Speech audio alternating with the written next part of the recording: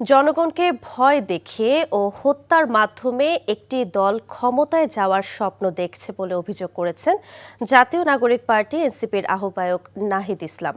সকালে ঢাকা ১১ নিজ নির্বাচনী এলাকায় আয়োজিত এক পথসভায় এই অভিযোগ করেন তিনি। ১২ ফেব্রুয়ারি জনগণ ব্যালটের মাধ্যমে সেই দলকে প্রত্যাখ্যান করবে জানিয়ে নাহিদ বলেন, ১১ দলীয় জোট সংসদে কোনো দুর্নীতিবাজ ঋণখেলাপিকে দেখতে চায় না। নির্বাচন কমিশনের দৃষ্টি আকর্ষণ করে নাহিদ বলেন, একটি সুষ্ঠু, অবাধ ও গ্রহণযোগ্য নির্বাচন নিশ্চিত করতে লেভেল প্লেইং ফিল্ড নিশ্চিত করা জরুরি। হাসিনার আমলে যেই রাজনীতি হয়েছে এই রাজনীতি বাংলাদেশে আর হবে না। চাঁদাবাজি, সন্ত্রাস, দুর্নীতির রাজনীতি বাংলাদেশে আর চলবে না। আপনারা কি চাঁদাবাজ মুক্ত দেশ চান? তাহলে আপনাদেরকে ১১ দলের পক্ষে, শাপলাকলির পক্ষে ভোট দিতে হবে এবং হ্যাঁ ভোটে ভোট দিতে হবে। বিএনপির নারী কর্মী সমর্থকরা প্রতিনিয়ত জামাত শিবিরের আক্রমণের শিকার হচ্ছে বলে অভিযোগ করেছেন বিএনপির সিনিয়র যুগ্ম মহাসচিব রুহুল কবির রিজভী আহমেদ।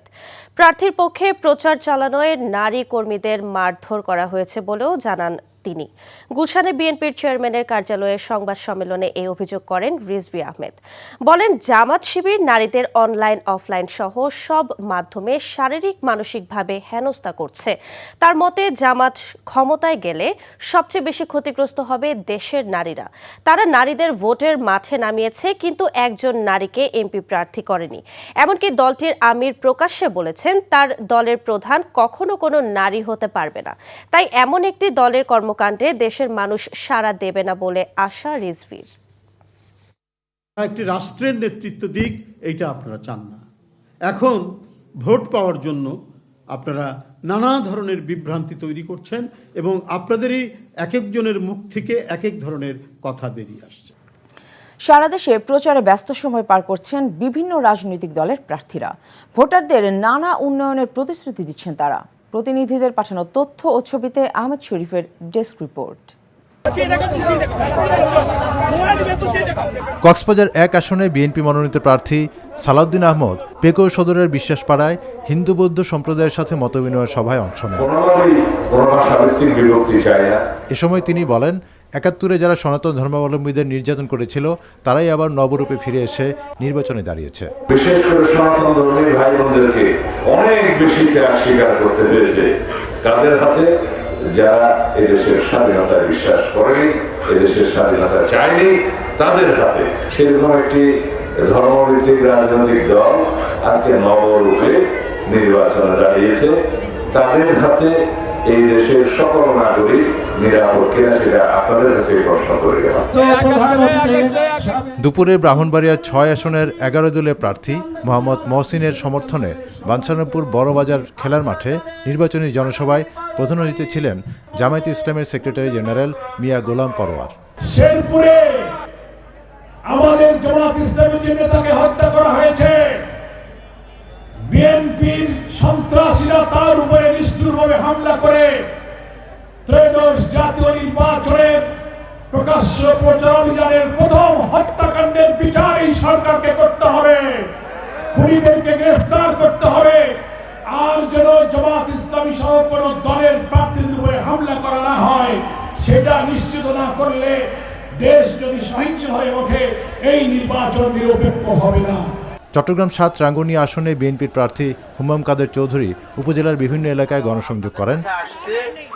অন্যদিকে চট্টগ্রাম ৯-এ জামায়াতে ইসলামীর প্রার্থী একে ফজলুল হকও গণসংযোগে ব্যস্ত সময় পার করছেন। নরসিংদীতে গণসংযোগ করেন বিএনপির যুগ্ম মহাসচিব ও নরসিংদী সদর আসনের প্রার্থী খায়রুল কবির খোকন। নাটোর ২ আসনের বিএনপি প্রার্থী রুহুল কুদ্দুস তালুকদার দুলু ১০ দফা নির্বাচনী ইশতেহার ঘোষণা করেছেন।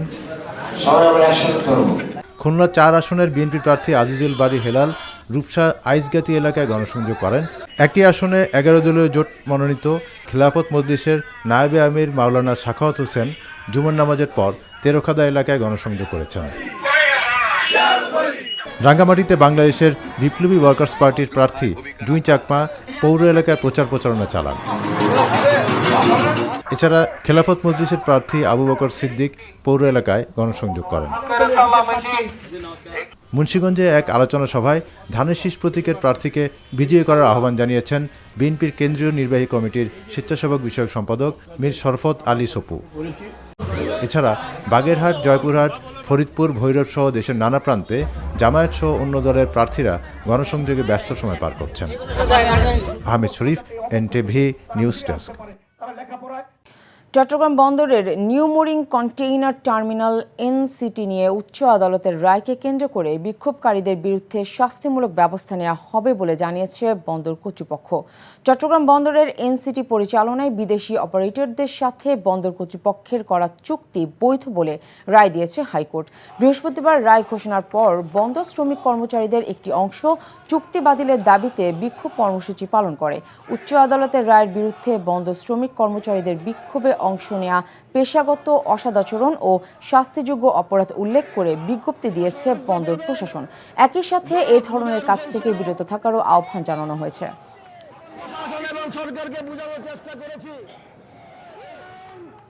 প্রার্থীদের প্রচারণা ও গাড়ি বহরে হামলার ঘটনার পুনরাবৃত্তি রোধে নির্বাচন কমিশনের কঠোর পদক্ষেপ নেওয়া দরকার বলে মন্তব্য করেছেন সুনামগঞ্জ ২ আসনের জামাতের প্রার্থী মোহাম্মদ শিশির মুনির। সকালে তার ব্যক্তিগত গাড়িতে হামলার প্রতিক্রিয়ায় সাংবাদিকদের তিনি এ কথা বলেন। ৫ আগস্টের পরে রাজনীতিতে যদি পরিবর্তন না হয় তাহলে সেই পুরনো কালচার আবার ফিরে আসবে বলে মন্তব্য করেন তিনি।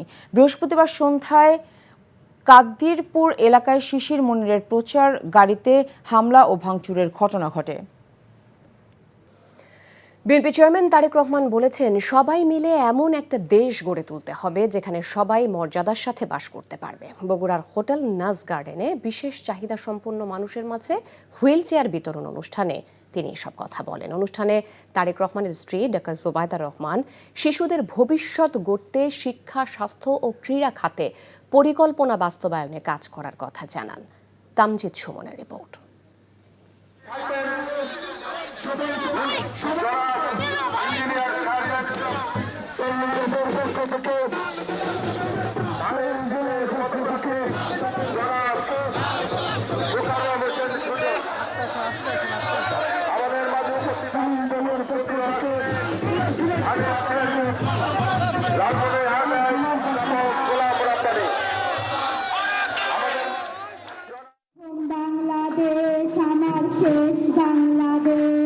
বগুড়ার নাজ গার্ডেনে ডাক্তার জোবায়দা রহমানের পক্ষ থেকে বিশেষ চাহিদা সম্পন্ন শিশুদের মাঝে হুইল চেয়ার বিতরণ করতে এই আয়োজন করা হয়।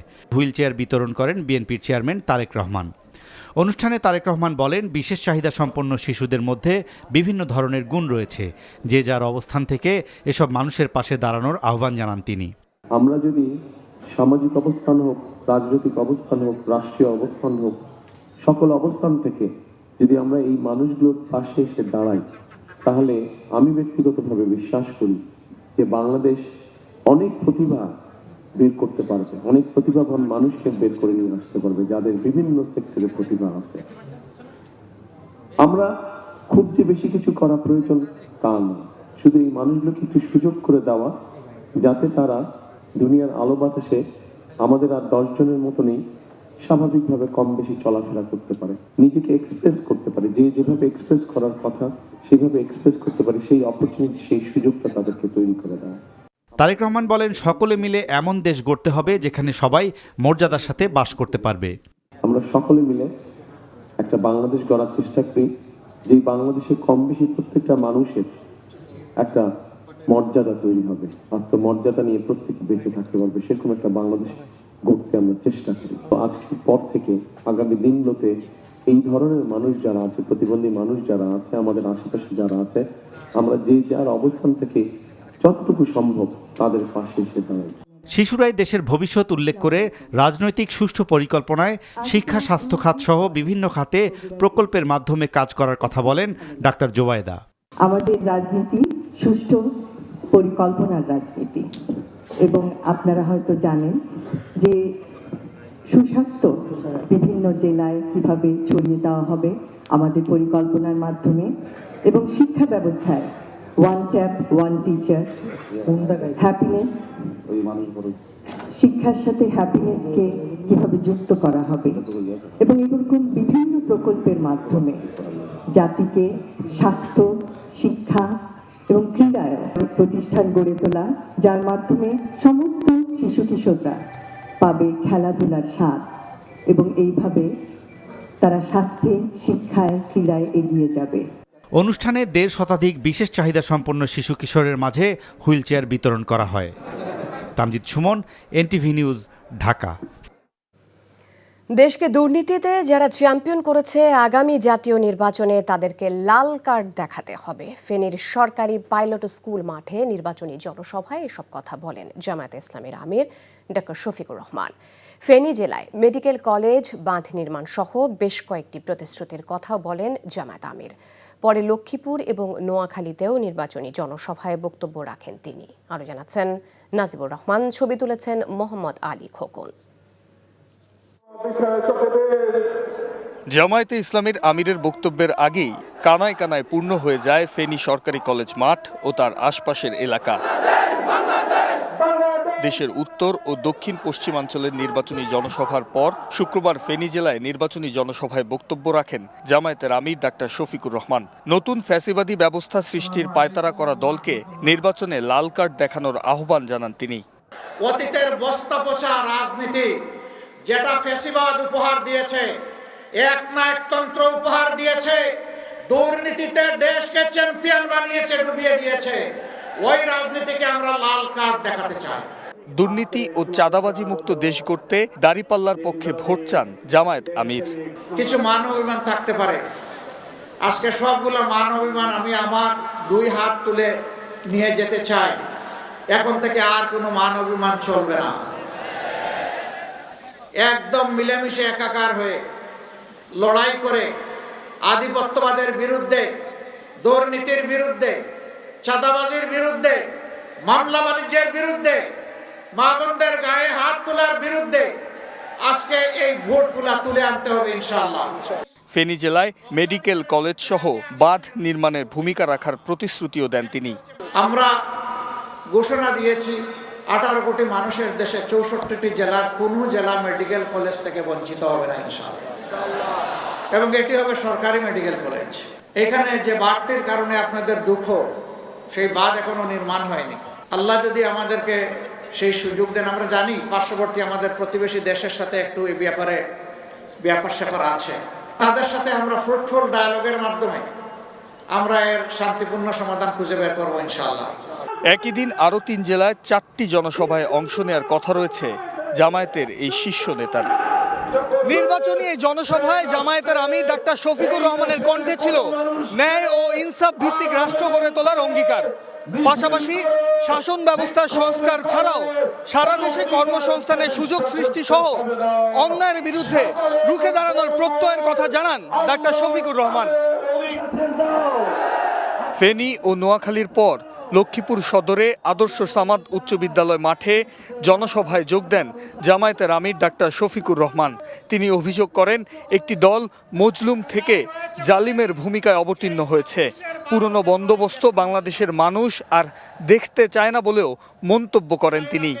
54 বৎসর দেখেছে সেই বন্দোবস্ত ফ্যাসিবাদ তৈরি করেছে, মানুষের অধিকার হরণ করেছে, দুর্নীতির স্বর্গরাজ্যে পরিণত করেছে, চাঁদাবাজিতে জনগণকে অতিষ্ঠ করেছে।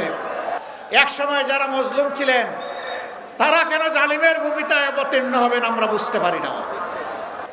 সকালের সূর্য দেখে বোঝা যায় সারাদিন কেমন যাবে, ভোটের আগের হালত দেখে বোঝা যায় কেউ নির্বাচিত হলে আগামীটা কেমন হবে। Najibur Rahman, NTV news, Lakshmipur. মধ্যবিত্তের উপর করের বোঝা কমানো, শিক্ষা ও স্বাস্থ্যে বিনিয়োগ বাড়ানো ও জুলাই গণহত্যায় জড়িতদের ভারত থেকে ফিরিয়ে এনে বিচার সহ 36 দফা প্রতিশ্রুতি দিয়ে ইশতেহার ঘোষণা করল জাতীয় নাগরিক পার্টি এনসিপি। সরকার গঠন করলে জোটের শরিকদের সঙ্গে সমন্বয় করে প্রতিশ্রুতিগুলো বাস্তবায়ন করা হবে বলে জানান তিনি। দেশে পরিবর্তন আনতে 11 দলের পক্ষে থাকতে দেশবাসীর প্রতি আহ্বান জানান এনসিপি আহ্বায়ক নাহিদ ইসলাম। আপেল শাহরিয়ারের রিপোর্ট। রাজধানীর একটি হোটেলে ইশতেহার ঘোষণার আয়োজন করে জাতীয় নাগরিক পার্টি এনসিপি। অনুষ্ঠানে উপস্থিত ছিলেন সুশীল সমাজের প্রতিনিধিরা। ইশতেহারে গুরুত্ব দেওয়া হয়েছে নতুন বাংলাদেশ গড়ার পরিকল্পনা ও জুলাই সনদ বাস্তবায়নের প্রতিশ্রুতি। দলটির আহ্বায়ক নাহিদ ইসলাম ৩৬ দফার ইস্তেহারের গুরুত্বপূর্ণ প্রতিশ্রুতিগুলো তুলে ধরেন। তো জুলাইয়ের গণহত্যা এবং গত ১৬ বছরের যে গণহত্যা, শাপলা হত্যাকাণ্ড এবং পিলখানা হত্যাকাণ্ড, গুম খুন সহ যে হত্যাকাণ্ডগুলো হয়েছে সেগুলোর ধর্মবিদ্বেষ, আমাদের সাম্প্রদায়িকতা, সংখ্যালঘু নিপীড়ন, জাতি পরিচয়ের কারণে যে বৈষম্যমূলক আচরণ, সেটার জন্য আমরা মানবাধিকার কমিশনে একটা বিশেষ সেল থাকবে। ইশতেহারে কার্ডের রাজনীতি চলতেছে, অমুক কার্ড তমুক কার্ড। আমরা বলতেছি যে একটা ইউনিক কার্ড আমাদের দরকার, নাগরিক কার্ড, যেখানে এনআইডি যেটা, আমরা সেটাকেই একটা নাগরিক কার্ড হিসেবে, যেখানে আমার সব ধরনের সুযোগ সুবিধা সেই একটা কার্ডের মাধ্যমে প্রত্যেকটা নাগরিক পাবে। প্রতিবেশী দেশের সঙ্গে সম্পর্কের ক্ষেত্রে অসম চুক্তি সহ বিদ্যমান ইস্যুতে কূটনৈতিক ও রাজনৈতিক সর্বোচ্চ পর্যায়ে দৃঢ় ভূমিকা নেওয়া হবে। ভারতের সাথে আমাদের যে সীমান্ত হত্যা, বর্ডার কিলিং ইস্যুতে যা বাংলাদেশের সৃষ্টির পর থেকে যে সমস্যার এখনো সংকট হয়নি, আন্তর্জাতিক নদী সমূহের পানির ন্যায্য হিস্সা, এছাড়া জুলাইয়ের যারা খুনিরা রয়েছে, শেখ হাসিনা সহ যারা আওয়ামী লীগের যারা অপরাধী রয়েছে তাদেরকে ফিরিয়ে আনা হবে, প্রয়োজনে আন্তর্জাতিক সংস্কার আদালতে যাওয়া হবে। ক্ষমতায় এলে বৈষম্যহীন দেশ গঠন ও নারীবান্ধব সমাজ গড়ার প্রতিও জোর দিয়েছে দলটি। এই প্রশ্নটা অনেক apple Shahriar, NTV news, Dhaka.